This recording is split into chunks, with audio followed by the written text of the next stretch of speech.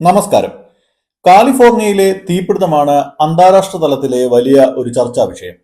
തീപിടുത്തത്തിന് കാരണം ദൈവകോപമാണെന്നത് മുതൽ പല പ്രചാരണങ്ങളും കുപ്രചാരണങ്ങളും ഒപ്പം വിദ്വേഷ പ്രചാരവും ഒക്കെ നടക്കുന്നുണ്ട്. ഇപ്പോൾ വന്നിരിക്കുന്ന ഒരു പുതിയ തിയറിക്ക് വലിയ പ്രചാരണമാണ് ലഭിക്കുന്നത്. കാലിഫോർണിയയിലെ തീപിടുത്തത്തിന് കാരണം ചാറ്റ് ജിപിടി ആണ് എന്നതാണ് പുതിയ തിയറി. ചാറ്റ് ജിപിടി ആണ് തീപിടുത്തത്തിന് തന്നെ കാരണം എന്നു മുതൽ തീയണക്കാൻ വെള്ളം കിട്ടാത്തതിന്റെ പ്രധാന കാരണം ചാറ്റ് ജിപിടി ആണ് എന്നുവരെയുള്ള സംഗതികൾ സോഷ്യൽ മീഡിയയിലൊക്കെ ഇങ്ങനെ പ്രചരിക്കുകയാണ്. ചാറ്റ് ജിപിടി ആണ് തീപിടുത്തം ഉണ്ടാക്കിയത് എന്ന് പറയുന്നതിൽ സത്യമില്ലെങ്കിലും പരിഗണിക്കേണ്ട ചില രസകരമായ കാര്യങ്ങൾ, ഗൗരവകരമായ വസ്തുതകൾ, അതല്ലെങ്കിൽ ചില ആശങ്കകളൊക്കെ അതിലുണ്ട്. അത് എന്തൊക്കെയാണെന്ന് നമുക്ക് പരിശോധിക്കാം. ആളുകൾ ചാറ്റ് ജിപിടിയെ കാലിഫോർണിയയിലെ തീപിടുത്തവുമായി ബന്ധിപ്പിക്കുന്നതിന്റെ ഒരു പ്രധാന കാരണം AI സാങ്കേതിക വിദ്യകൾ സൃഷ്ടിക്കുന്ന പാരിസ്ഥിതിക ആഘാതങ്ങൾ ചൂണ്ടിക്കാട്ടിക്കൊണ്ടാണ്. ചാറ്റ് ജിപിടി പോലുള്ള AI മോഡലുകൾക്ക് ഗണ്യമായ കമ്പ്യൂട്ടേഷണൽ പവർ ആവശ്യമാണ്. അതായത് AI ധാരാളം ഊർജം ഉപയോഗിക്കുന്നുണ്ട്. ഈ ഊർജം എവിടെ നിന്നാണ് ലഭിക്കുന്നത്?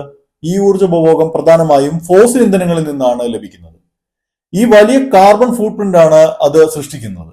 ഇത് കാലാവസ്ഥാ വ്യതിയാനത്തിലേക്ക് നയിക്കുന്നു. കാലാവസ്ഥാ വ്യതിയാനം കാലിഫോർണിയയിലെ തീപിടുത്തത്തിന്റെ പ്രധാന കാരണങ്ങളിൽ ഒന്നാമത്തേത് എന്ന് പറയാവുന്നത് തന്നെയാണ്. ചാറ്റ് ജിപിടി നേരിട്ട് കാരണമാവുന്നില്ലെങ്കിലും ഈ ഒരു ഘടകം ആ ഒരു ആംഗിളിൽ ഒരു പരിധിവരെ ശരിയാണ് താനും. ചാറ്റ് ജിപിടിയാണ് തീപിടുത്തത്തിന് കാരണമെന്ന് വാദിക്കുന്നവർ മുന്നോട്ട് വയ്ക്കുന്ന മറ്റൊരു ഘടകം AI ഡാറ്റാ സെന്ററുകളുടെ ജല ഉപഭോഗമാണ്. AI മോഡൽ, അതായത് ചാറ്റ് ജിപിടി പോലുള്ള AI മോഡലുകളെ ട്രെയിൻ ചെയ്യാനും അതല്ലെങ്കിൽ അത് ഉപയോഗിക്കാനും പ്രവർത്തിപ്പിക്കാനും ഒക്കെ ചെയ്യുന്ന ഡാറ്റാ സെന്ററുകൾ തണുപ്പിക്കാൻ വെള്ളമാണ് ഉപയോഗിക്കുന്നത്. തണുപ്പിക്കൽ ആവശ്യങ്ങൾക്കായി വലിയ അളവിൽ വെള്ളം ആവശ്യമാണ്. ഉദാഹരണത്തിന് ഒരു ഗൂഗിൾ സെർച്ചിന് 0.3 വാട്ട് അവർ ഊർജം ആവശ്യമാണെന്നിരിക്കെ ഒരു ചാറ്റ് ജിപിടി തിരയലിന് അല്ലെങ്കിൽ കോൺവെർസേഷന് 2.9 വാട്ട് മണിക്കൂർ വൈദ്യുതി ഉപയോഗിക്കുന്നതായാണ് ചില പഠനങ്ങൾ പറയുന്നത്. ഈ ഉയർന്ന ഊർജ ഉപഭോഗം സെർവറുകൾ തണുപ്പിക്കാൻ ഉപയോഗിക്കുന്ന വെള്ളത്തിന്റെ ഗണ്യമായ അളവിലേക്ക് വിവർത്തനം ചെയ്യപ്പെടുന്നു. കാലിഫോർണിയ പോലെയുള്ള പ്രദേശങ്ങളിൽ വെള്ളം ഇതിനകം തന്നെ ഒരു ദുർബലമായ സ്രോതസ്സാണ്. ഇത് കാട്ടുതീയിലേക്ക് നയിക്കുന്ന സാഹചര്യങ്ങളെ കൂടുതൽ വഷളാക്കും. ഇതാണ് ചിലർ ചൂണ്ടിക്കാട്ടുന്നത്. ചാറ്റ് ജിപിടിയും കാലിഫോർണിയയിലെ തീപിടുത്തങ്ങളും തമ്മിൽ നേരിട്ട് ബന്ധമൊന്നുമില്ലെങ്കിലും സോഷ്യൽ മീഡിയയിൽ തെറ്റായ വിവരങ്ങൾ വളരെ വേഗത്തിൽ ഇങ്ങനെ പ്രചരിക്കുകയാണ്. പ്രകൃതി ദുരന്തങ്ങൾക്ക് ഒരു AI മോഡൽ കാരണമാകുമെന്നുള്ള കാടടച്ചുള്ള പ്രചരണം ഒട്ടും ഗുണകരമല്ല എന്ന് തന്നെ പറയട്ടെ. നിങ്ങൾ ചാറ്റ് ജിപിടിയെ ഓരോ തവണ ഉപയോഗിക്കുമ്പോഴും അതെല്ലാം കാലിഫോർണിയയിൽ ഓരോ കാട്ടുതീക്ക് കാരണമാകുമെന്ന് വരെ ചിലർ പ്രചരിപ്പിക്കുന്നുണ്ട്.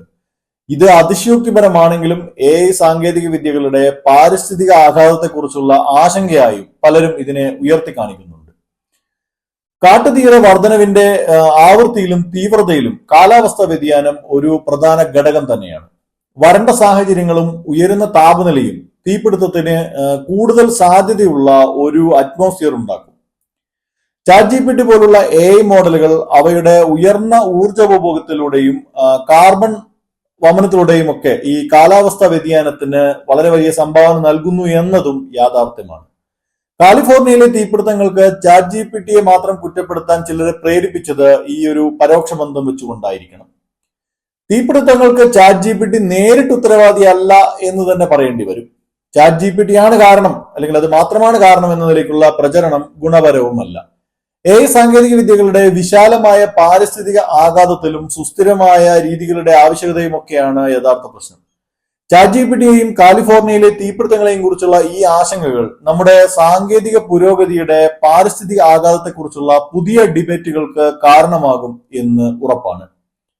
ഡാറ്റാ സെന്ററുകളുടെ ഉയർന്ന ഊർജ ഉപഭോഗവും ജല ഉപയോഗവും കാലാവസ്ഥാ വ്യതിയാനത്തിന് കാരണമാകുന്നു എന്നത് വസ്തുതയാണ്. ഇത് കാട്ടുതീയുടെ സാധ്യത വർദ്ധിപ്പിക്കുന്നു എന്നതും വസ്തുതയാണ്. ഇത് ഒരു ആശങ്ക തന്നെയാണ്. AI സാങ്കേതിക വിദ്യകളുടെ ഉപയോഗം എല്ലാ രംഗത്തേക്കും, അതായത് ഒരു സെൽഫി എടുക്കുമ്പോൾ മുതൽ സർജറികൾ ചെയ്യാനും അതല്ലെങ്കിൽ ഒരു ഫാക്ടറി തന്നെ നിയന്ത്രിക്കാനും ഒക്കെ ഉപയോഗിക്കുന്ന രീതിയിലേക്ക് ഈ ഒരു AI സാങ്കേതിക വിദ്യ വ്യാപകമാകുമ്പോൾ ഇത് ഒരു വലിയ ആശങ്കയായി തന്നെ മാറുമെന്ന് ഉറപ്പാണ്. ഇപ്പോഴത്തെ ഈ ഡിബേറ്റുകൾക്ക് ഭാവിയിൽ വരാനിരിക്കുന്ന ഇത്തരം പ്രശ്നപരിഹാരത്തിനായുള്ള ചർച്ചകളായി മാറാൻ കഴിയട്ടെ എന്ന് കരുതാം. മറ്റൊരു വിഷയവുമായി കാണുന്നത് വരെ നന്ദി, നമസ്കാരം. ഈ വീഡിയോ നിങ്ങൾക്ക് ഇഷ്ടപ്പെട്ടെങ്കിൽ ലൈക്ക് ചെയ്യാനും ഷെയർ ചെയ്യാനും ഒപ്പം ഞങ്ങളുടെ ചാനൽ സബ്സ്ക്രൈബ് ചെയ്യാനും മറക്കരുത്. ഈ വീഡിയോ സംബന്ധിച്ച നിങ്ങളുടെ അഭിപ്രായങ്ങൾ കമന്റായി രേഖപ്പെടുത്തുക. വാർത്താ നെക്സ്റ്റിന്റെ എല്ലാ വീഡിയോയും മറക്കാതെ കാണാൻ നിങ്ങൾ ശ്രദ്ധിക്കുമല്ലോ.